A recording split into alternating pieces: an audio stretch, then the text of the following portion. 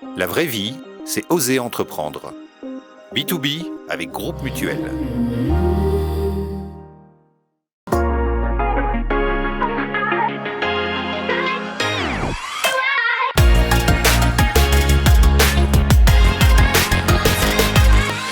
Bonjour à toutes et à tous, bienvenue. Bonjour Frédéric. Bonjour Vincent, à vos manettes. Nous parlons aujourd'hui e-sport, le jeu FIFA, League of Legends, aussi appelé LOL, sont des jeux pratiqués par des professionnels. On va en parler avec le directeur d'une équipe majeure en Suisse et qui se fait aussi une place en Europe. Cette équipe s'appelle Team BDS. Jocelyn Roux est notre invité aujourd'hui sur le plateau de B2B.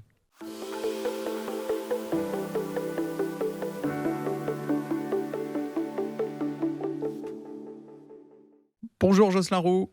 Bonjour. Merci d'être avec nous. Alors dans cette première partie d'émission, on va parler un peu de votre parcours, vos plusieurs vies, puisque vous avez été d'abord joueur de football professionnel. Les personnes qui suivent un peu le foot en Suisse romande depuis quelques années s'en rappellent. Vous avez joué pour le Servette FC, au Lausanne Sport, pour ne faire que les clubs vraiment romans. Vous êtes aussi avocat et issu d'une famille de sportifs. Vos parents étaient profs de tennis, mais aussi professeurs des écoles. Ouais, tout à fait. Ouais. Non, c'est vrai que plusieurs vies. Non, j'ai eu la chance d'être joueur pro au foot. J'ai fait une dizaine d'années de carrière, comme vous l'avez dit, uniquement en Suisse. J'ai réussi à faire une partie de mon cursus universitaire pendant que je jouais en première ligue quand j'étais un peu plus jeune, autour de 18-20 ans. Et puis après, j'ai fini mon master pendant que j'étais joueur pro. Et puis une fois la fin de carrière arrivée, j'ai bifurqué sur les études et fini le brevet d'avocat. Du sport, oui, mais vous me disiez en préparant cette émission que vous avez fait une matu avant d'être joueur professionnel. Ça, c'était un peu la condition de la famille, des parents. Ouais, tout à fait. Ouais, non, c'était quelque chose qui était important pour eux, toujours avoir un peu on va dire ce backup, d'avoir au moins une matu pour justement s'ouvrir après toutes les portes, pour faire l'université, pour faire un peu ce qu'on veut. Et puis, c'est vrai qu'avec le foot, j'ai joué longtemps en première ligue, qui était amateur à l'époque, c'était la 3e division. Et du coup, les entraînements étaient le soir, donc j'avais l'occasion de pouvoir continuer le cursus universitaire la journée. Et une fois que j'ai pu passer pro, j'ai fait une pause avant de pouvoir reprendre au moment où j'avais un peu plus de temps. Petite parenthèse, comment vos parents ont réagi quand vous leur avez annoncé que vous alliez travailler pour une entreprise dans le e-sport? Non, je les avais déjà un petit peu sensibilisés à ce qu'était l'e-sport. Après, c'était aussi pour moi l'opportunité de pouvoir rester un peu dans un milieu sportif, compétitif, avec un peu de compétition, un peu cette adrénaline qui manquait aussi un petit peu après la carrière. Donc, non, ils ont été assez plutôt à me soutenir et puis à trouver que c'était un milieu intéressant. Donc, en plus, c'était un nouveau, donc il y a plein de choses à faire. C'est toujours très sympa de pouvoir un peu mettre les mains dedans et puis réussir à créer quelque chose de sympa. Ouais. Mais encore assez méconnu en Suisse par rapport à d'autres parties du monde. Oui, c'est vrai qu'en Suisse, c'est encore un petit peu, un peu méconnu. Il y a un gros milieu associatif qui existe depuis plusieurs années. Mais c'est vrai que pour passer au niveau professionnel, je pense qu'on est la seule équipe à avoir des joueurs professionnels dans nos rangs. Par contre, c'est vrai que en France, en Allemagne, en Espagne, c'est quand même très développé. On voit déjà aussi en France récemment que les politiques s'en sont saisies, qu'il y a eu des lois qui ont été éditées autour de ça pour encadrer, pour aider à On y développer reviendra ça. en deuxième partie Voilà. d'émission plus en détail. Refocus sur le football. Vous êtes arrivé dans le circuit professionnel, vous me disiez, relativement tard. C'est pas dû à la matu avant de commencer. C'est un parcours un peu atypique. Ouais, c'est ça, ouais. Non, c'est vrai que j'ai longtemps joué en première ligue, comme je le disais avant. Et puis, c'est vrai qu'après 2-3 bonnes saisons, j'ai été repéré par l'AC Bellinzona qui venait de monter en première division. Et du coup, j'ai eu cette opportunité d'aller jouer là-bas pour ma première expérience professionnelle. Et puis après, j'ai un peu bourlingué. Après Bellinzona, je suis passé au FC Thun. Et ensuite, après un long passage en Romandie avec le Stade Lyonnais, Lausanne Sport et Servette, avant de finir ma carrière au FC Ville. Qu'est-ce qui vous plaisait dans le sport de haut niveau? C'était l'adrénaline de la compétition, c'était l'effort physique qui est permanent, ou bien c'était d'être dans une équipe? Il y avait un petit peu de tout ça, je pense. C'est vrai que bon, moi, j'ai toujours été quelqu'un de très compétitif, très mauvais perdant. Donc c'est aussi un peu ça qui a été un peu, je pense, un moteur de ma réussite finalement. Et puis c'est vrai que je pense que l'esprit d'équipe, c'est quelque chose qui était aussi important. C'est vrai que évidemment, avec mes parents profs de tennis, j'ai commencé par le tennis et vers 10-11 ans, j'ai dû choisir entre le foot et le tennis et j'ai plutôt pris le foot. Et c'est vrai que mes parents avaient dit, enfin, m'ont dit plus tard que effectivement pour eux c'était peut-être mieux le football parce que voilà, l'esprit d'équipe, les choses comme ça, c'était plus simple pour moi que réussir à rester concentré et tout seul sur un terrain de tennis. Qu'est-ce qui a fait que vous avez choisi le foot alors, au lieu du tennis? En fait, c'est aussi, une fois les juniors D, j'arrive au bout des juniors D, j'ai été recruté par le Servette FC, à l'époque et donc du coup, ça a été un petit peu le moment où je pense qu'il fallait choisir entre, voilà, essayer de s'impliquer à fond dans le football, et puis avoir cette opportunité d'aller au Servette FC qui avait un des meilleurs, enfin qui était la meilleure équipe du canton et un des meilleurs centres de formation du pays, ou continuer ou les 2 ou juste le tennis et puis, du coup, je suis parti sur le foot parce que c'est quelque chose qui me plaisait, je regardais beaucoup, enfin c'est vraiment, c'était mon truc, quoi. Et dans les clubs que vous avez, pour lesquels vous avez pu jouer, vous les avez regardés, vous y étiez vraiment juste comme un joueur ou bien déjà vous les regardiez avec un œil un peu peut-être de futur dirigeant, comment fonctionnait la mécanique de ces clubs? Alors, c'était vraiment en tant que joueur, mais après, voilà, moi j'ai toujours été assez proche, des personnes encadrantes ou de l'administration et donc ça m'a toujours un peu intéressé de voir, comment c'était fait, ce qu'ils faisaient, comment c'était fait et cetera. D'aller discuter avec les gens quand on avait les occasions après les matchs, d'aller dans les groupes, de supporters ou des groupes de soutien, c'était toujours quelque chose qui était toujours assez intéressant. On rencontrait toujours pas mal de profils différents et puis je pense que ça m'a aussi un petit peu aidé, pour, justement, diriger avec mes 2 autres, directeurs, ce team BDS actuellement.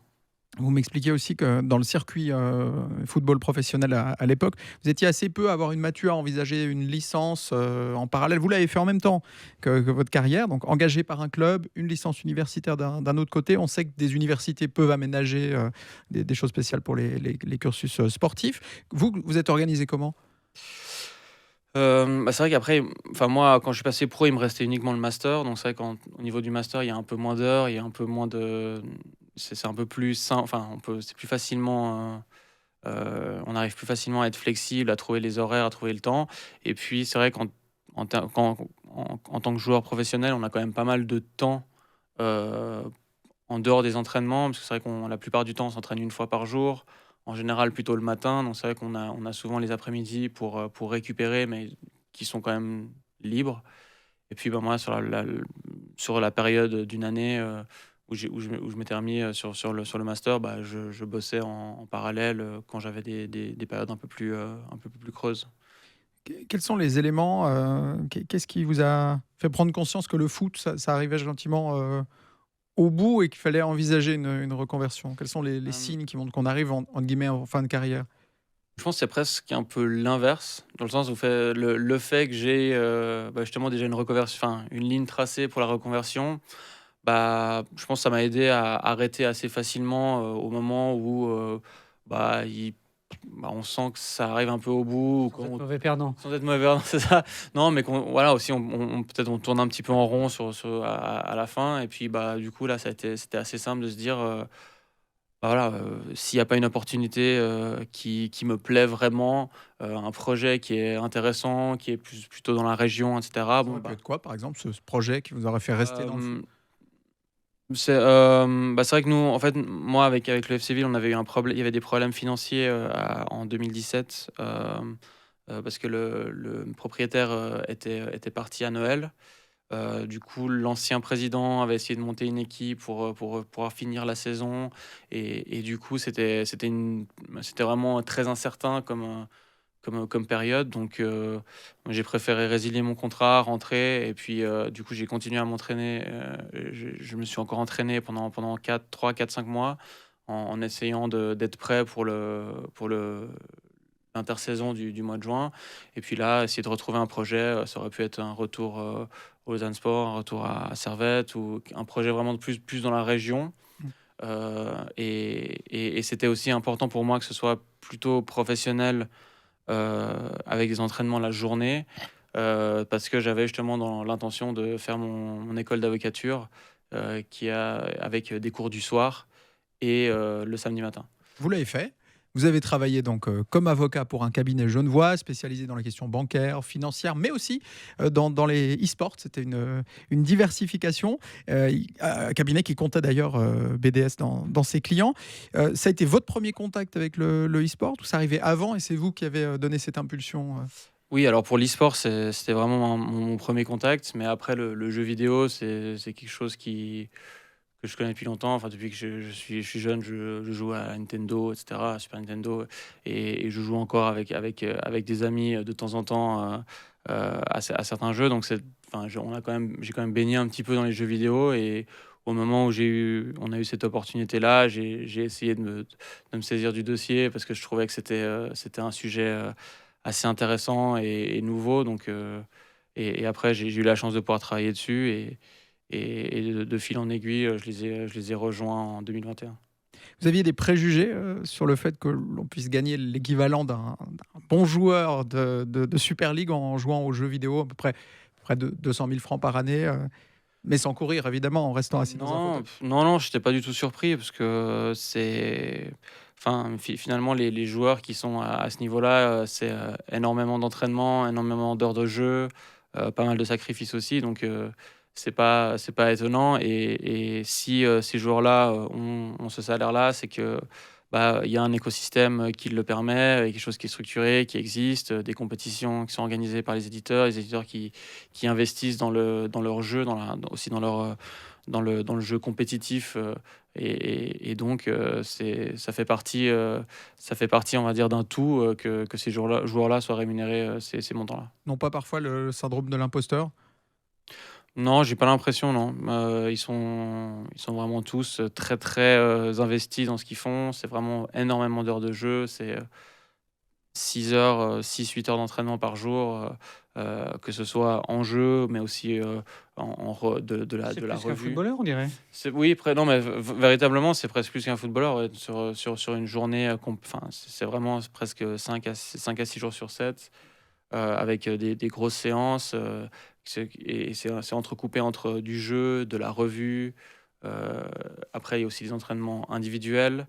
Et puis, après, ça, nous, on essaye un petit peu de limiter, voire en tout cas de juguler. C'est qu'en dehors des entraînements, ils jouent encore pour eux, parce qu'en fait, ils peuvent jouer avec des personnes comme vous et moi sur le jeu pour le plaisir, en partie classée ou normale. Et donc, du coup, ça, encore le soir, de temps en temps, ils jouent pour eux-mêmes, pour entraîner un champion, pour voilà, se Vous remettre jouez en avec eux confiance. d'ailleurs parfois? Alors, ça m'est arrivé, c'était pas une super expérience, je pense, Pardon. ni pour moi, ni pour eux.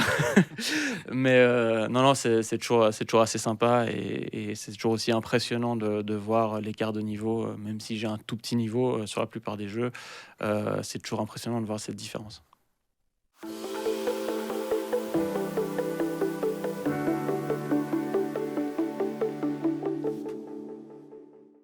Jocelyn Roux, Team BDS a été fondé en 2018. C'est une vraie, on peut dire, entreprise, dont on va essayer de comprendre le fonctionnement aujourd'hui. 65 collaborateurs, il y a presque la moitié de joueurs professionnels ou de coachs. Vous écriviez, on écrivait dans la GFI il y a un an, on faisait un portrait de Team BDS, on évoquait un budget de 8 millions de francs, c'est toujours ça à peu près? Oui, tout à fait. Et vous êtes actif sur donc, le championnat européen de League of Legends. Il y a aussi le jeu FIFA, le jeu Rocket League. Il y a beaucoup d'autres jeux. Il y a encore Rainbow Six Siege, qui est un jeu de tir aussi en équipe. Évoquons aussi en quelques mots le fondateur de l'équipe, parce que c'est pour ça qu'elle s'appelle BDS. C'est Patrice Bailo de Spolberch. Il est l'héritier d'une famille fortunée de Belgique. Qu'est-ce qu'il a comme but pour Team BDS? Quel objectif fixe-t-il? Son objectif en termes sportifs, c'est vraiment d'être si possible, la meilleure équipe du monde sur chaque jeu. Du monde, ça veut dire aussi fort que les Coréens. Ça veut dire aussi fort que pour les Coréens, pour League of Legends, Barre haute, non ce qui est très très difficile. Pour les Coréens, les Chinois sur League of Legends, c'est très difficile. Mais par contre, c'est vrai qu'on a déjà réussi à atteindre ce but sur Rocket League. On a été champion du monde en 2022. De finalistes l'an passé, je Les crois. finalistes l'an passé contre Team Vitality, malheureusement. Mais donc c'était vraiment, voilà, c'était un de ces buts. Donc on y travaille tous les jours et les joueurs aussi. Et le fondateur, il est impliqué au quotidien dans la vie de l'équipe. Comment ça fonctionne? Ouais, il est très impliqué, il suit beaucoup les résultats, les équipes. Ça lui arrive même de suivre aussi les entraînements, un petit peu voir comment ça se passe. Et puis, c'est vrai qu'il est il est toujours au fait de ce qui se passe, que ce soit en termes sportifs dans les équipes ou même la partie plus administrative ou business autour. Ouais. Vous êtes basé à Genève, on l'a pas encore dit. On va regarder un peu le côté recette, on regardera le côté coût un peu plus tard. Finalement, le modèle économique de BDS, comment fonctionne-t-il? D'où tirez-vous les recettes pour alimenter le budget qu'on évoquait? Alors on a d'une part les sponsors, comme chaque équipe, on va dire, sportive. Et après on a des revenus, de la part de certaines ligues. Pour la participation à ces ligues-là. On a aussi l'opportunité de vendre des items digitaux, ce qu'on appelle communément des skins. Ces skins, en fait, on a l'opportunité de les avoir sur Rocket League et sur Rainbow Six Siege. Pour Rocket League, par exemple, c'est la carrosserie de la voiture qui est brandée aux couleurs de BDS.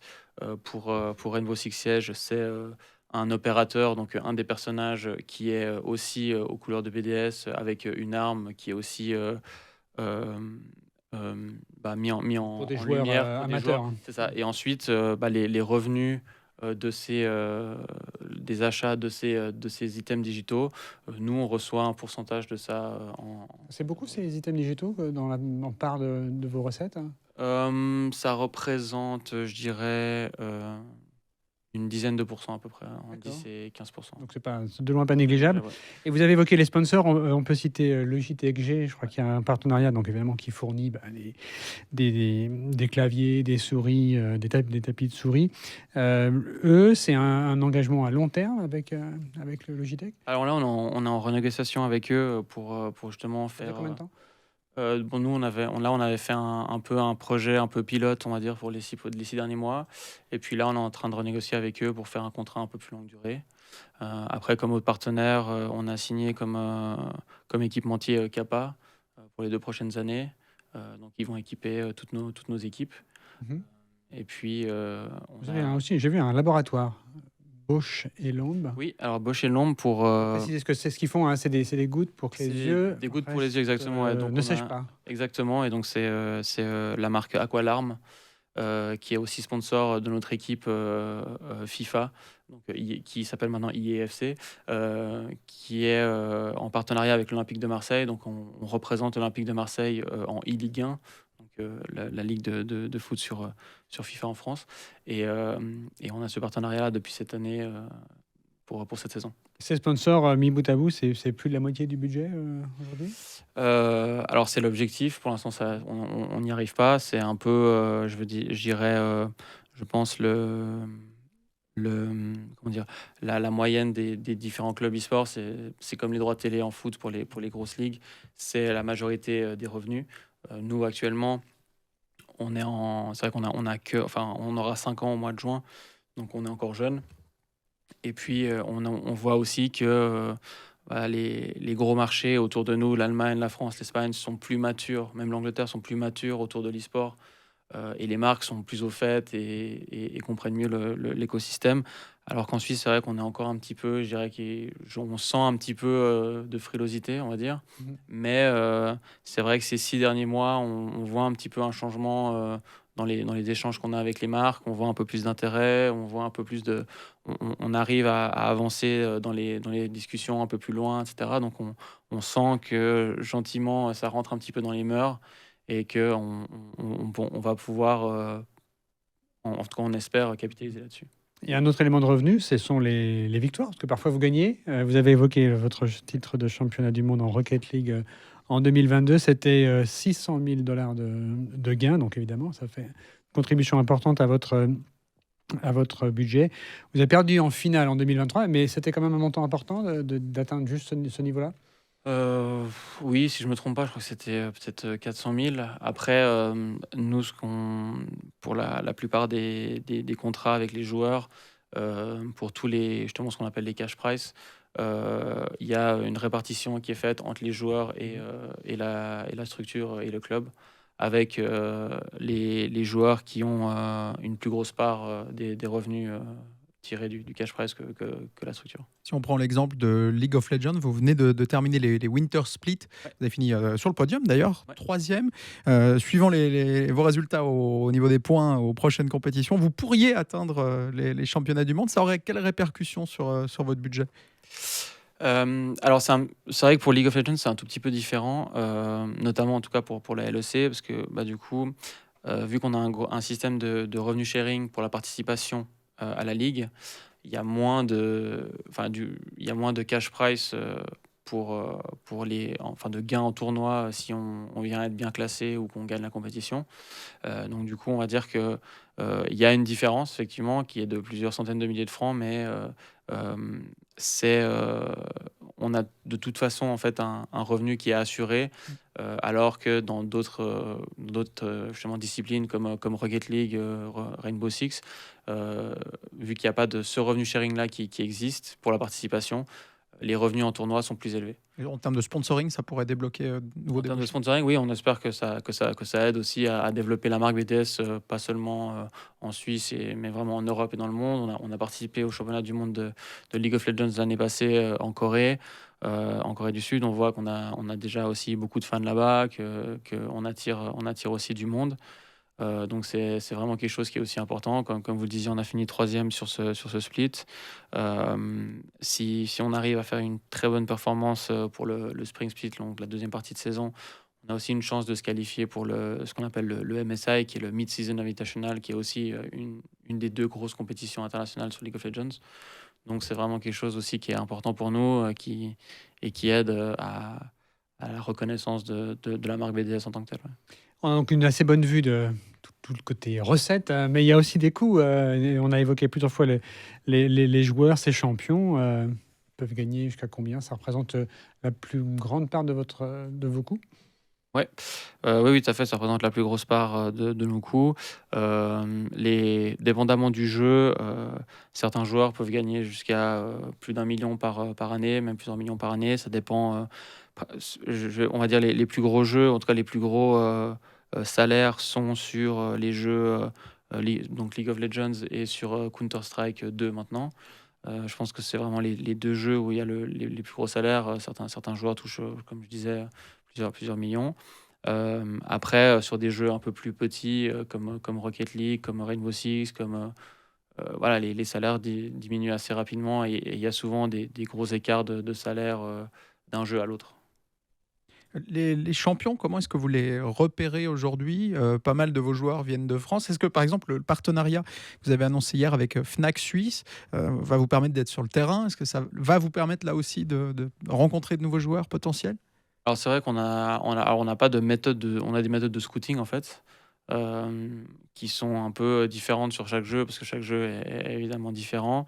Après on a aussi pas mal dépendamment du jeu, on a pas mal d'outils d'analyse qui nous permet d'analyser nos performances en tant que telles, mais d'aussi dénicher un bon joueur, dénicher un potentiel talent. Tout ça se fait à Et puis, distance, pas besoin de ça rencontrer. se fait à distance. Oui, c'est ça, ça se fait à distance. Ouais. Pas en tant que tel. Après, c'est sûr qu'une fois que la partie, on va dire, analytique est passée, c'est sûr que rencontrer, voir la mentalité du joueur, comment il est, etc., ça, c'est forcément la deuxième étape, parce que ça reste une équipe et donc du coup, la mentalité du joueur est aussi très importante. Mais il y a un marché compétitif, comme on peut l'observer dans le football. C'est compliqué d'attirer des joueurs ici à Genève. Oui, alors du coup, effectivement, c'est comme dans le foot, il y a des périodes de transfert. Du coup, il y a des transferts qui existent, agents. qui sont des agents. les agents, et c'est pas facile avec eux parce qu'il n'y a pas de régulation comme pour le football, par exemple. Donc, c'est vrai que quelquefois, on n'a pas des super surprises, mais la plupart du temps, ça se passe plutôt bien.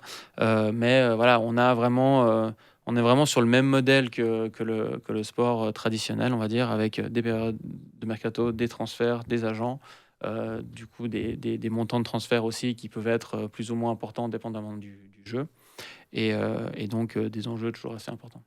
Avant de conclure cette partie, on se projette un peu dans le futur. Ça fait bientôt 5 ans que vous existez. Et dans 5 ans, où est-ce que vous serez? Quelle est votre feuille de route?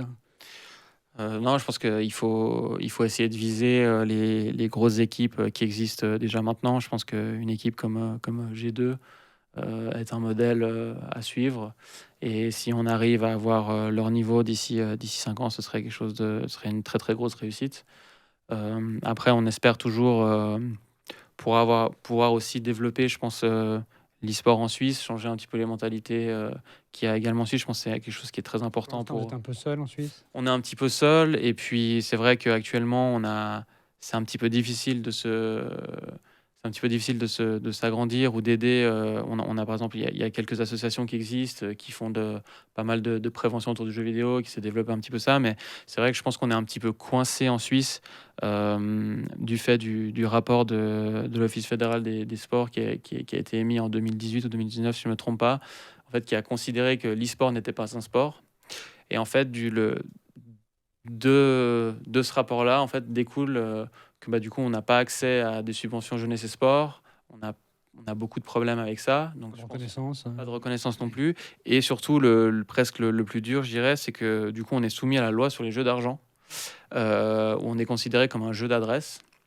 Et donc, du coup, aussi, pour organiser des tournois, pour pas mal de choses comme ça, c'est un peu compliqué. Et donc, je dirais, si on a aussi l'opportunité sur les 5 prochaines années de changer un peu les mentalités et peut-être d'arriver à changer l'image qu'a l'e-sport en Suisse, ça peut être aussi bénéfique pour la discipline en général. Comment convaincre Berne de revoir sa copie, de changer son appréciation? On pourrait peut-être les inviter chez nous, voir comment ça se passe, voir que les joueurs sont professionnels, qu'il y a un encadrement, que c'est vraiment, que tout est fait pour le bien des joueurs et la performance, et que c'est vraiment le même niveau en termes d'engagement qu'un sport traditionnel. En 2 mots, l'équilibre financier, il sera atteint avec quand? Je pense qu'à moyen terme, ce serait quelque chose d'atteignable. Ce serait bien.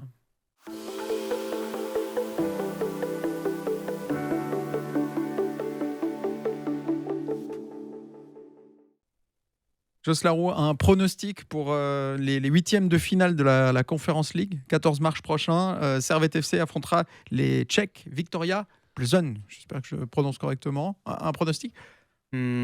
Malheureusement, je pense que Plzeň, c'est une bonne équipe. On ne la connaît pas énormément, mais je pense que ça va être difficile pour Servette de passer cette étape.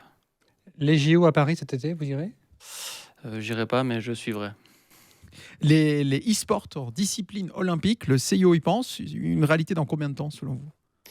Le plus rapidement possible, j'espère. C'est vrai qu'on a déjà vu l'année passée, par exemple, que les Jeux asiatiques avaient League of Legends qui était au programme avec des médailles rendues.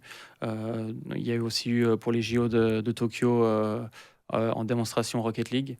Donc on essaye d'avancer. Je sais que certains de mes collègues sur d'autres équipes font partie du comité pour aider à développer ça. Donc c'est quelque chose auquel on pousse et auquel on pense.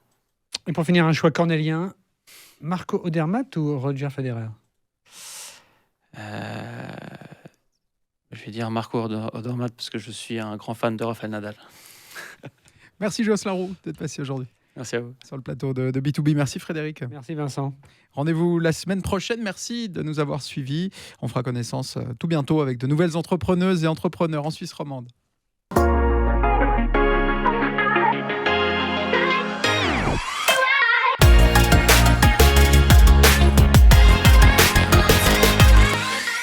La vraie vie, c'est oser entreprendre. B2B avec Groupe Mutuel.